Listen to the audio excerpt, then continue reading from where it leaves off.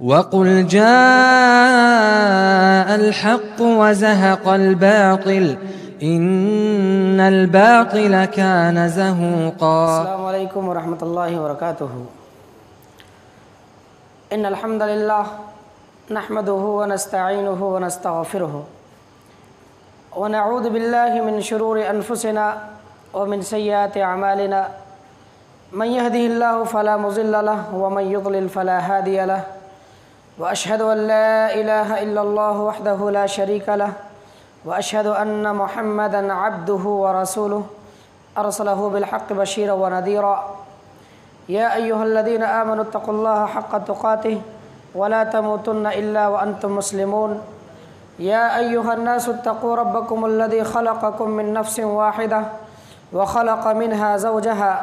وبث منهما رجالا كثيرا ونساء واتقوا الله الذي تساءلون به والأرحام إن الله كان عليكم رقيبا. يا أيها الذين آمنوا اتقوا الله وقولوا قولا سديدا يصلح لكم أعمالكم ويغفر لكم ذنوبكم ومن يطع الله ورسوله فقد فاز فوزا عظيما. أما بعد فإن خير الحديث كتاب الله وخير الهدي هدي محمد صلى الله عليه وسلم وشر الأمور محدثاتها وكل محدثة بدعة وكل بدعة ضلالة وكل ضلالة في النار. فأعوذ بالله السميع العليم من الشيطان الرجيم. بسم الله الرحمن الرحيم. ونبلوكم بالشر والخير فتنة وإلينا ترجعون.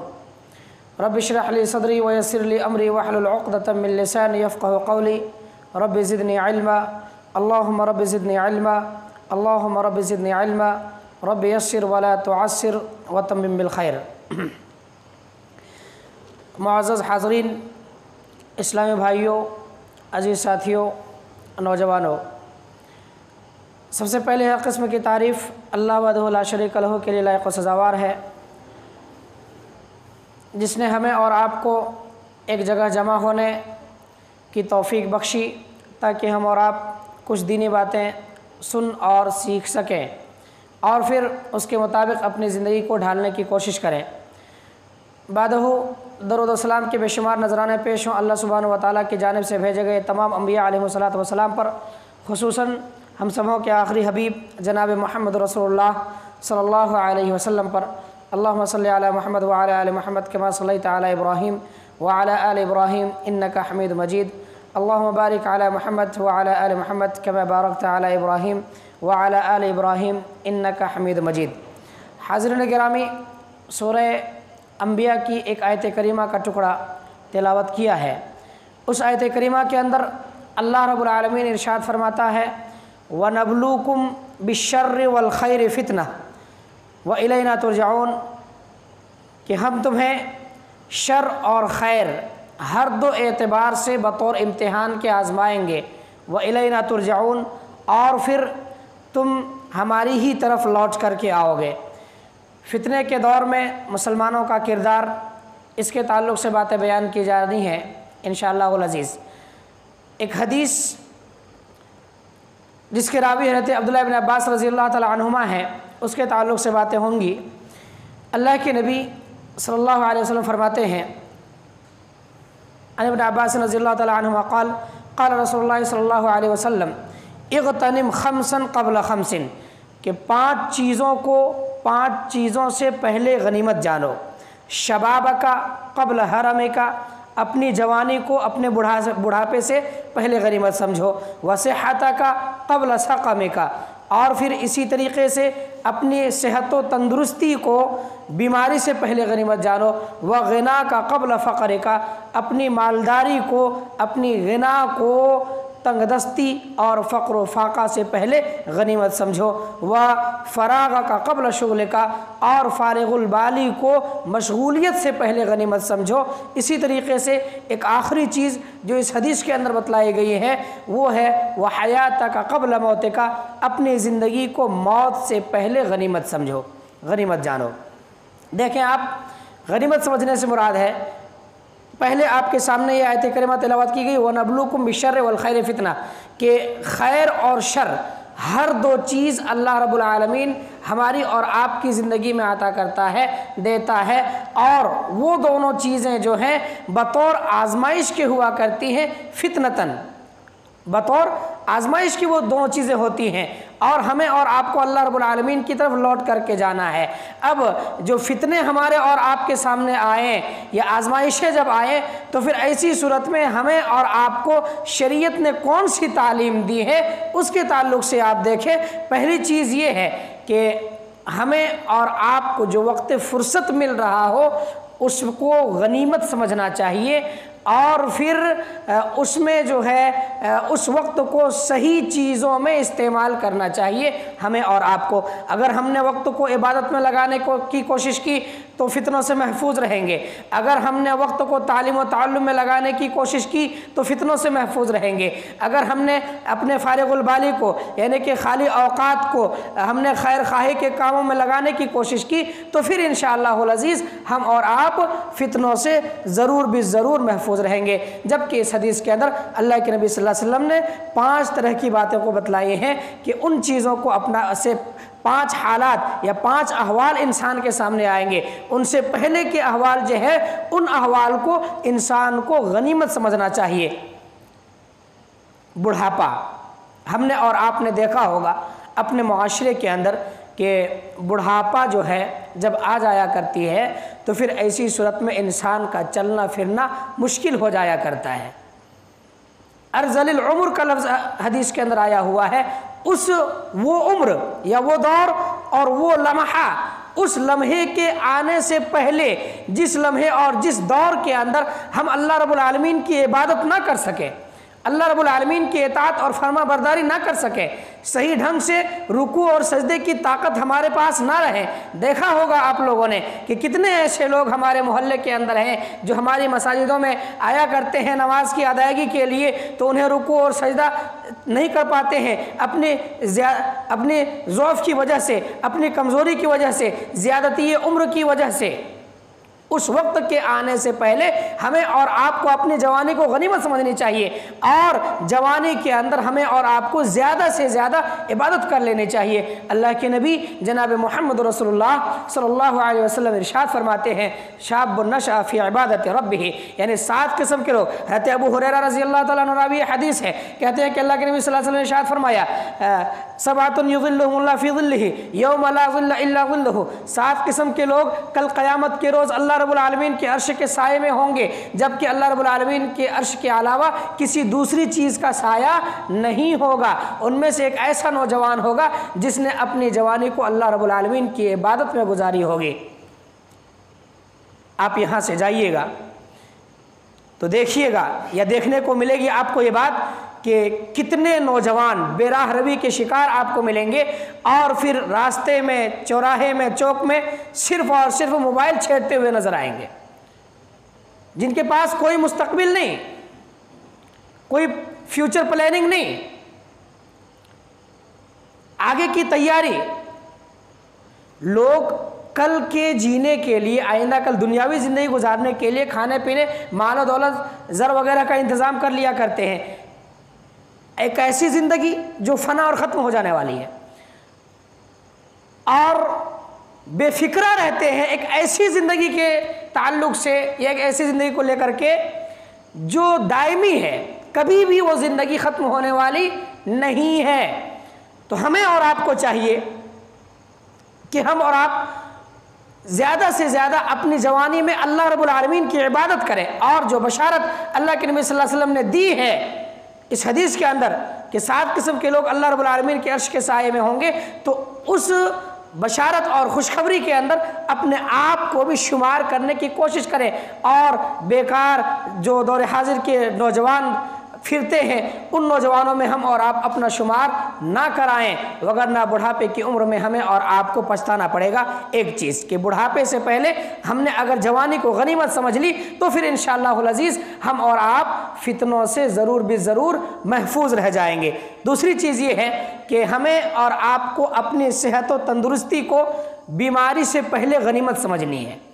اگر ہم نے اپنی توانائی کے اندر، اپنی صحت و تندرستی کے اندر اللہ رب العالمین کی عبادت کر لی تو پھر وہ عبادت ایک ایسی عبادت ہوگی جو بیماری کے ایام میں جب ہم عبادتیں نہیں کر پائیں گے، جب ہم کمزور ہو جائیں گے، رکوع اور سجود کے لیے جھک نہیں پائیں گے، ہماری ہڈیاں دکھنے لگیں گی، تو پھر اس مرحلے میں اور ان اوقات میں ہماری جوانی کی وہ عبادت کام آ جائے۔ حضرت ابو موسیٰ اشعری رضی اللہ تعالیٰ عنہ بیان کرتے ہیں کہ اللہ کے نبی جناب محمد رسول اللہ صلی اللہ علیہ وسلم نے ارشاد فرمایا، اذا مرض العبد او سافر کتب له مثل ما كان يعمل مقيما صحیحا، کہ ایک آدمی جب بیمار ہو جایا کرتا ہے، ایک بندہ جب بیمار ہو جایا کرتا ہے، او سافر یا کہیں حالت سفر میں ہوتا ہے، گھر سے دور دراز ہوتا ہے، عبادت کرنے کا موقع ملا نہیں ملا، وقت میں عبادت کر پایا نہیں کر پایا،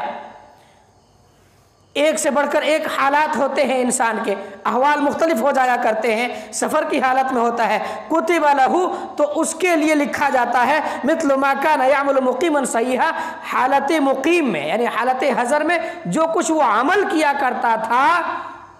اسی کے بقدر اس کے کھاتے میں، اس کے نام اعمال میں ثواب لکھ دیا جاتا ہے۔ کتنا بڑا فضل و کرم ہے ہمارے اور آپ کے اوپر، ہمارے رب کا، ہمارے پروردگار کا، کہ ہم نے بیماری کے، ہم نے صحت یابی اور تندرستی کے عالم میں، ابھی جوانی اللہ رب العالمین نے عطا کی ہے، ابھی صحت و توانائی اللہ رب العالمین نے عطا کی ہے، اس وقت اللہ رب العالمین کی عبادت کر لی، اور پھر جب ہم بیمار پڑ گئے تو وہی ثواب، اسی عبادت کا ثواب اللہ رب العالمین ہمیں بڑھاپے کی عمر میں اور پھر بیماری کی عمر میں اللہ سبحانہ و تعالیٰ عطا فرماتا ہے۔ دیکھیں آپ، اگر ہم نے اپنی صحت اور توانائی کی عمر کو یوں ہی لہو و لعب کے اندر گزار دیا اور اللہ رب العالمین کی عبادت سے محروم رہے، اللہ رب العالمین کی عبادت سے دور رہے، تو بھلا بتائیے جب بیماری ہمارے اوپر آئے گی، یا جب ہم اور آپ بیماری کا شکار ہوں گے، بیمار پڑ جائیں گے، تو پھر اس وقت ہمیں کس عمل کا اجر اور ثواب ملے گا؟ گلیوں اور کوچوں میں بیٹھنے کا یا دن رات اپنا وقت موبائلوں میں گزارنے کا ثواب ہمیں ملے گا؟ ایسا ثواب کسی بھی قیمت پر نہیں ملے گا، بلکہ جو نیکیاں ہم نے کی ہوں گی ان نیکیوں کا اجر اور ثواب ہمیں اور آپ کو بیماری کے ایام میں ملے گا انشاءاللہ العزیز۔ اس سے یہ بات معلوم ہوئی کہ ہمیں اور آپ کو اپنی صحت اور توانائی کو، تندرستی کو غنیمت سمجھنا ہے بڑھاپے سے پہلے، اور پھر بڑھاپے کا انتظار نہیں کرنا ہے۔ بہتیرے نوجوان آپ کو ملیں گے، کہیں گے کہ بعد کا بعد میں دیکھا جائے گا، یعنی جب بڑھاپے کی عمر کو پہنچیں گے، بڈھا ہوں گے تو دیکھا جائے گا، جو ہوگا سو دیکھا جائے گا۔ ایسا ہمیں اور آپ کو نہیں سوچنا ہے، نہ ہی دور حاضر کے نوجوانوں کو سوچنا ہے، وگرنہ وہ ایک ایسی آزمائش ہوگی، وہ ایک ایسا فتنہ ہوگا جس میں صحیح ڈھنگ سے اپنے آپ کو بھی نہیں پہچانا جا سکتا ہے۔ حواس باختہ انسان ہو جایا کرتا ہے، ہوش و حواس انسان کے ٹھکانے نہیں رہتے ہیں، کیا بولنا ہوتا ہے، کیا بول رہا ہوتا ہے، کسی چیز کا علم اور پتہ نہیں ہوتا، بسا اوقات ایسے حالات طاری ہو جایا کرتے ہیں انسان کے اوپر۔ بہرکیف دوسری حدیث آپ دیکھیں، حضرت عبداللہ ابن عمر رضی اللہ تعالیٰ عنہ بیان کرتے ہیں، اللہ کے نبی صلی اللہ علیہ وسلم نے ارشاد فرمایا، ما احد من المسلمین یبتلا ببلاء فی جسدہ، کہ کسی بھی مسلمان کو جب اس کی بدنی بیماری کے اندر مبتلا کیا جاتا ہے، اس کی آزمائش ہوا کرتی ہے، الا امر اللہ الحفظۃ الذین یحفظونہ، مگر یہ کہ اللہ رب العالمین اس آدمی کے تعلق سے الحفظہ، فرشتوں کو جو انسان کے نیک اور برے اعمال لکھ رہے ہوتے ہیں نا،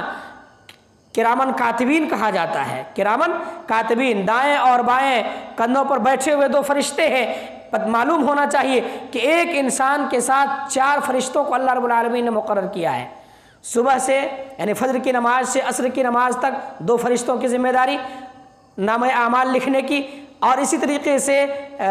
عصر کی نماز سے فجر کی نماز تک 2 فرشتوں کی ذمہ داری، ایک انسان کے ساتھ 4 فرشتوں کو اللہ رب العالمین نے مامور کیا ہے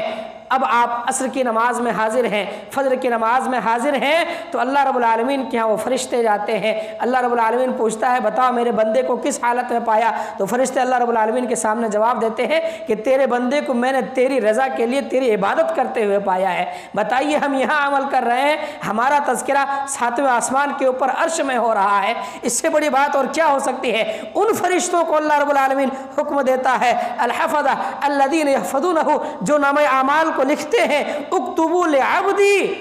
لکھو میرے بندے کے لیے، مثل ما کان یعمل وہو صحیح، ایسا عمل جو وہ اپنی صحت اور توانائی کے عالم میں کیا کرتا تھا۔ اللہ رب العالمین کا بہت بڑا فضل و کرم ہے میرے بھائیوں ہمارے اور آپ کے اوپر کہ اللہ رب العالمین نے ایسا موقع ہمیں فراہم کیا، ہمیں وہ وقت عطا کیا،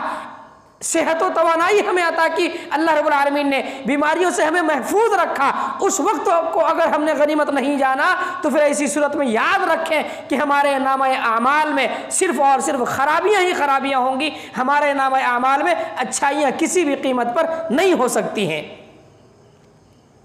اور پھر اس کے بعد اس حدیث کے اندر اللہ کے نبی صلی اللہ علیہ وسلم نے ایک اور چیز بتلائی ہے، وَغِنَاكَ قَبْلَ فَقْرِكَ، کہ ہمیں اور آپ کو اپنے مالداری کو، یعنی اللہ رب العالمین نے جو ہمیں مال و دولت عطا کیا ہے، اس حالت کو فقر و فاقہ اور تنگ دستی سے پہلے غنیمت سمجھنے کی ضرورت ہے۔ اور اس طور پر کہ آپ دیکھیں کہ فقر و فاقہ یا مالداری، یہ دونوں چیزیں اللہ رب العالمین کی طرف سے آزمائش ہے۔ فقر و فاقہ یہ بھی آزمائش ہے، اور غنا مالداری یہ بھی اللہ رب العالمین کی طرف سے آزمائش ہے۔ اللہ رب العالمین ارشاد فرماتا ہے فَأَمَّا الْإِنسَانُ إِذَا مَا ابْتَلَاهُ رَبُّهُ فَأَكْرَمَهُ وَنَعَّمَهُ، کہ جب اللہ رب العالمین انسان کو آزماتا ہے فَأَكْرَمَهُ وَنَعَّمَهُ، تو اسے عزت دار بناتا ہے، اور پھر اس کے ساتھ ساتھ اسے مال و دولت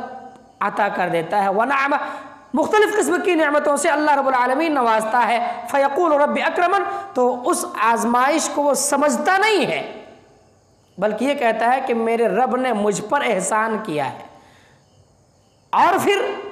وَأَمَّا إِذَا مَا ابْتَلَاهُ فَقَدَرَ عَلَيْهِ رِزْقَهُ، بسا اوقات جب انسان کو آزماتا ہے تو اس کے روزی کو، رزق کو تنگ کر دیتا ہے، فقر و فاقہ کا شکار ہو جایا کرتا ہے بندہ۔ فیقول ربی، تو ایسی صورت میں وہ اس آزمائش کو نہ سمجھ کر کے یہ کہتا ہے کہ میرے رب نے میری توہین کی ہے۔ فیقول ربی اہانن، سمجھتا نہیں انسان۔ دونوں حالتیں جو ہے اللہ رب العالمین کی طرف سے آزمائش اور امتحان ہے، ابتلا ہے، ان دونوں حالتوں کو ہمیں اور آپ کو سمجھنا ہے۔ مالداری اگر اللہ رب العالمین نے ہمیں عطا کی ہے، مال و دولت سے ہمیں اللہ رب العالمین نے نوازا ہے، تو پھر ایسے ہو جائیں اللہ رب العالمین کے راستے میں مال خرچ کر کے، جیسے حضرت عثمان غنی رضی اللہ تعالیٰ عنہ ہو گئے تھے۔ حضرت عبد الرحمن ابن سمرہ رضی اللہ تعالیٰ عنہ بیان کرتے ہیں، غزوہ تبوک کا موقع ہے، حضرت عثمان غنی رضی اللہ تعالیٰ عنہ، وہ ایک ایسا جنگ ہے، وہ ایک ایسا غزوہ ہے جسے جیش العسرہ کے نام سے موسوم کیا گیا ہے، یعنی کہ تنگی کے وقت وہ لڑائی لڑی گئی تھی، وہ جنگ یا وہ غزوہ جو ہے تنگی کے عالم میں ہوا تھا، مسلمانوں کے پاس کھانے کی کوئی چیز نہیں تھی۔ ایسے وقت میں حضرت عثمان غنی رضی اللہ تعالیٰ عنہ اپنا مال لا کر کے جہاد کے لیے رکھ دیتے ہیں اللہ کے نبی صلی اللہ علیہ وسلم کے سامنے۔ اللہ کے نبی صلی اللہ علیہ وسلم اس وقت ارشاد فرماتے ہیں ما ضر عثمان ما عمل بعد اليوم، عثمان غنی رضی اللہ تعالیٰ عنہ آج کے بعد جو کوئی بھی عمل کرے کچھ بھی نقصان نہیں پہنچا سکتا، اتنا زیادہ انہوں نے اللہ رب العالمین کے راستے میں خرچ کیا تھا۔ آج کے دور میں اگر آپ دیکھیں گے اور جائزہ لیں گے تو آپ کو بہت سارے لوگ اس طرح کے ملیں گے کہ مال اور دولت کو اپنے مستقبل کے لیے رکھتے ہیں، اللہ رب العالمین کے راستے میں خرچ نہیں کرتے ہیں۔ مستقبل کون سا؟ دنیاوی، اخروی مستقبل کی فکر اگر ہوتی تو اللہ رب العالمین کے راستے میں لوگ اپنے مال و دولت کو ضرور بضرور خرچ کرتے، لیکن اس کے مقابلے میں دور حاضر میں بھی بہت سے ایسے مالدار قسم کے لوگ آپ کو ملیں گے جو اللہ رب العالمین کے راستے میں خرچ کرنے کے لیے ہماتن گوشت تیار رہتے ہیں، اور بسا اوقات اپنی بہتیرے پونجیاں جو ہیں اللہ رب العالمین کے راستے میں لٹا دیا کرتے ہیں، ایسے لوگ بھی ملیں گے۔ تو جو لوگ اللہ رب العالمین کے راستے میں خرچ نہیں کرتے، ایسے لوگوں کے لیے یہ مالداری اور مال و دولت آزمائش کا سبب اور ذریعہ ہے، اور جو لوگ اللہ رب العالمین کے راستے میں خرچ کرتے ہیں، بے دریغ خرچ کرتے ہیں، ہچکچاتے نہیں ہیں، سوچتے نہیں ہیں، بخیلی نہیں کرتے،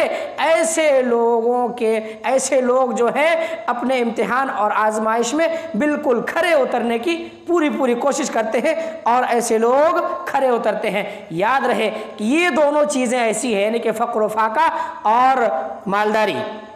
ان دونوں چیزوں کے تعلق سے یا ان دونوں چیزوں کے فتنوں سے اللہ کے نبی جناب محمد رسول اللہ صلی اللہ علیہ وسلم نے پناہ طلب کی ہے۔ اللہ کے نبی صلی اللہ علیہ وسلم، حضرت ام المؤمنین حضرت عائشہ رضی اللہ تعالیٰ عنہ بیان کرتی ہیں کہ اللہ کے نبی صلی اللہ علیہ وسلم پناہ طلب کیا کرتے تھے اور کہا کرتے تھے اللہم انی اعوذ بک من الکسل والحرم والمغرم والمعصم، کہ اللہ میں کسل سے، سستی، کاہلی، کسل کہتے ہیں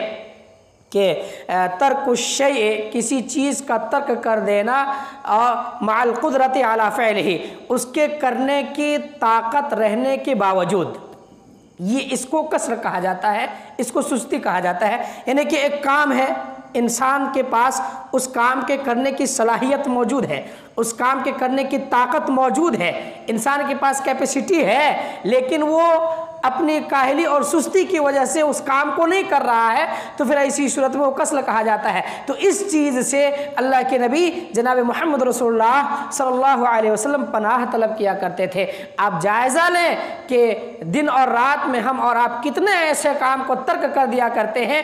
محض اپنی سستی اور کاہلی کی وجہ سے، جن کاموں کے کرنے کی صلاحیت اور طاقت اللہ سبحانہ و تعالیٰ نے ہمیں عطا کی ہے، ہمیں صحت و توانائی عطا کی اللہ رب العالمین نے، تاکہ ہم اس کام کو کریں لیکن اس کو نہیں کرتے ہیں۔ اسی طریقے سے والحرم، بڑھاپے سے مراد یہاں پر ارذل العمر جو ہے، یعنی کہ ایک دم آخری ایسا عمر جس عمر میں انسان حواس باختہ ہو جایا کرتے ہیں، وہ عمر مراد ہے۔ والمغرم، قرض سے، ایسا قرض جس کی ادائیگی نہ ہو سکے۔ والمعصم، اور گناہ سے، ان چیزوں سے اللہ کے نبی جناب محمد رسول اللہ صلی اللہ علیہ وسلم پناہ طلب کیا کرتے تھے۔ اس کے بعد ام عائشہ رضی اللہ تعالیٰ عنہ بیان کرتی ہیں اللہ کے نبی صلی اللہ علیہ وسلم پناہ طلب کرتے اللہم انی اعوذ بک من عذاب النار وفتنۃ النار،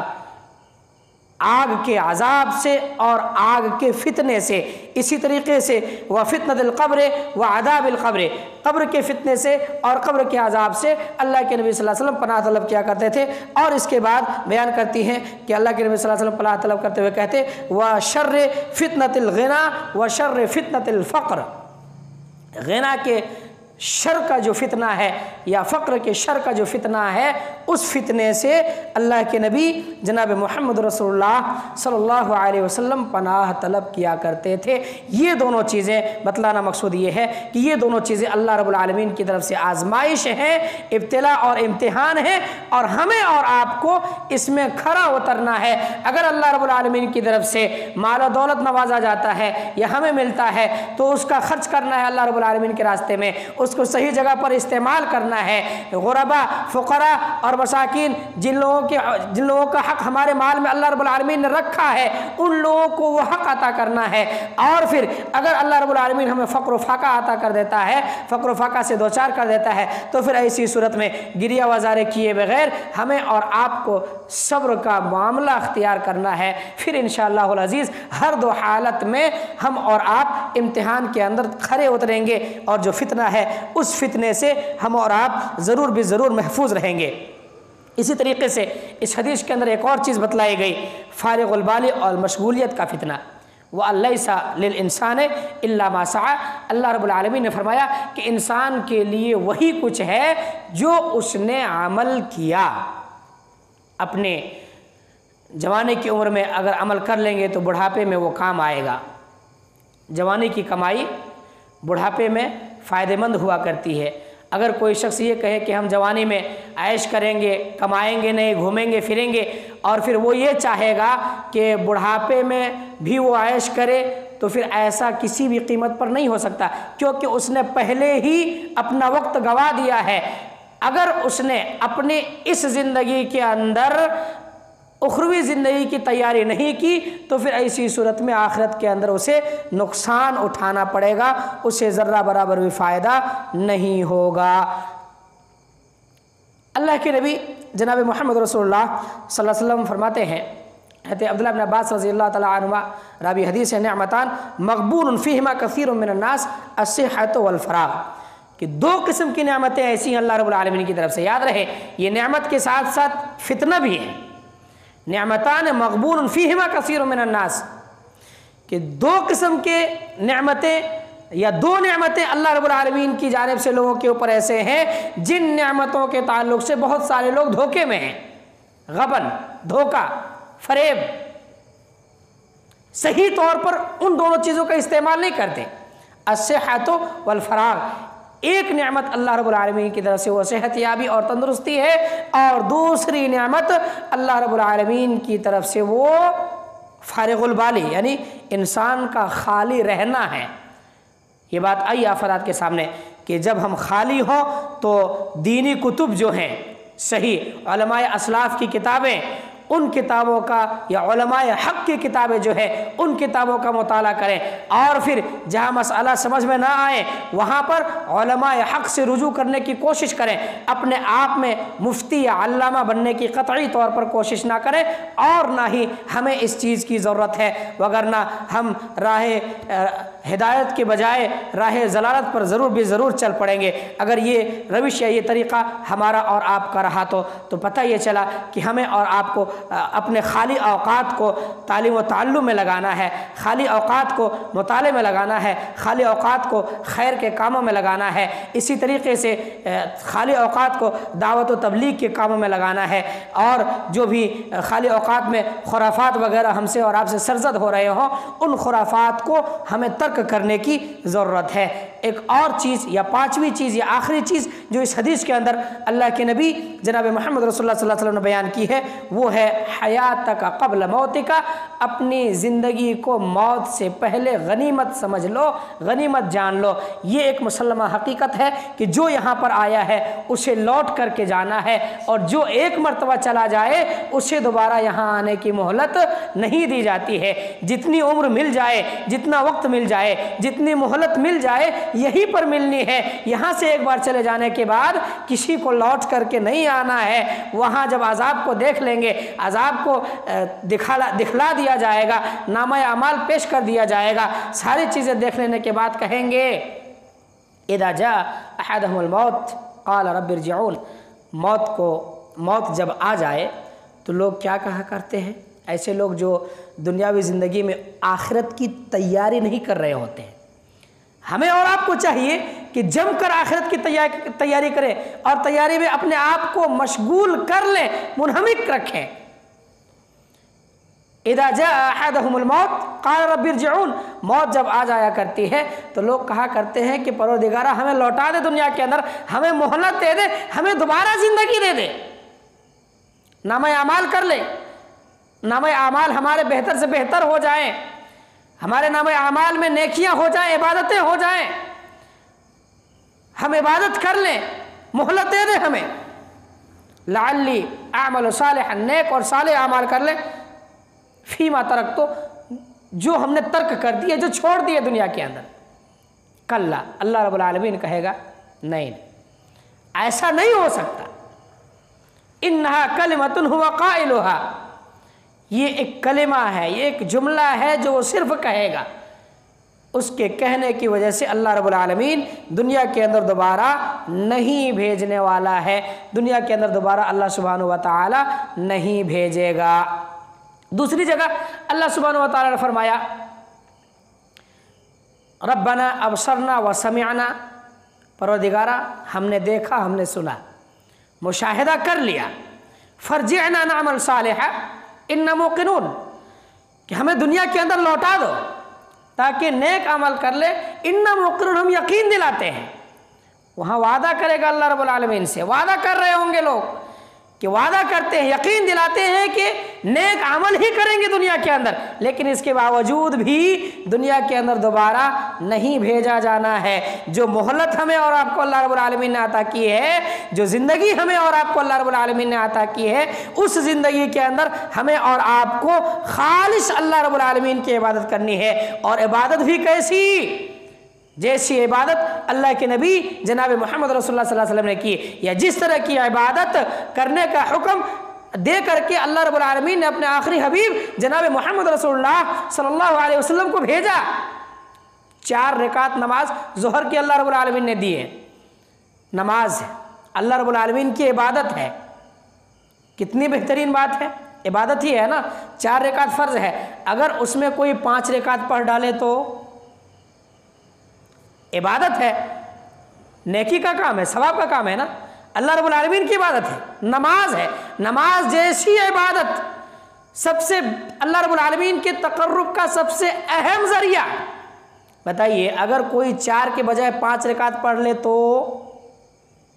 نہیں، اللہ رب العالمین کے حق قابل قبول نہیں۔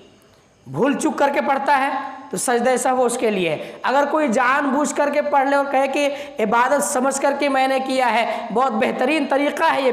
بدعت حسنہ اس کو شمار کر لے۔ کیوں؟ اس لیے کہ وہ طریقہ یا 5 رکعت اللہ رب العالمین نے انسان کو نہیں دیے، ظہر کی صرف اور صرف 4 رکعت دیے۔ اللہ کے نبی صلی اللہ علیہ وسلم نے طریقہ کتنے کا بتایا ہے؟ 4 کا بتایا ہے۔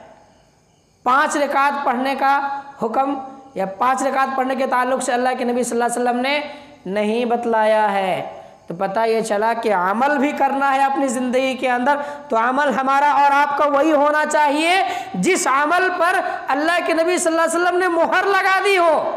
اگر کوئی عمل ہمارا ایسا ہوا جس میں اللہ کے نبی صلی اللہ علیہ وسلم کی مہر نہ ہو، یا جو حدیث کے موافق نہ ہو، حدیث کے مطابق نہ ہو، حدیث کے خلاف ہو، تو یقین رکھیں کہ کل قیامت کے روز ایسے لوگوں کے تعلق سے اللہ کے نبی صلی اللہ علیہ وسلم کہیں گے سحقن سحقن لمن غیر بعدی الدین، میں دوری ہو ایسے لوگوں کے لیے جس نے میرے بعد دین کو تبدیل کر دیا تھا، جس نے دین کے اندر رد و بدل کر ڈالی تھی، جس نے دین کو بدل ڈالا تھا میرے انتقال کر جانے کے بعد۔ ایسا دین اللہ رب العالمین کے ہاں قابل قبول نہیں ہے۔ خالص کتاب و سنت کے مطابق ہمیں اور آپ کو اپنی زندگی کے اندر عمل کرنی ہے، اور اسی زندگی کے اندر جو زندگی اللہ سبحانہ و تعالیٰ نے ہمیں اور آپ کو عطا کیا ہے، کیونکہ دوبارہ ہمیں اور آپ کو زندگی ملنے والی نہیں ہے۔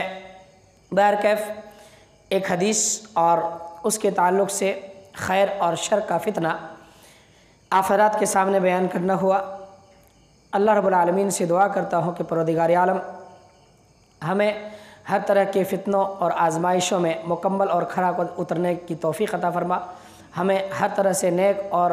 خیر کے اعمال کو بجا لانے کی توفیق عطا فرما۔ پروردگار عالم جو موجودہ دور میں فتنے پنپ رہے ہیں، پائے جا رہے ہیں، ان فتنوں سے ہمیں محفوظ رکھ، ہمارا ایمان صحیح و سالم رکھ، جب تک ہمیں دنیا کے اندر رکھ، ایمان اور اسلام کی حالت میں رکھ، جب ہمارا خاتمہ ہو تو خاتمہ بالخیر ہو۔ آمین۔ اقول قول هذا استغفر الله لي ولكم ولسائر المسلمين واستغفروه انه هو الغفور الرحيم، واخر دعوانا ان الحمد لله رب العالمين، والسلام عليكم ورحمة الله وبركاته۔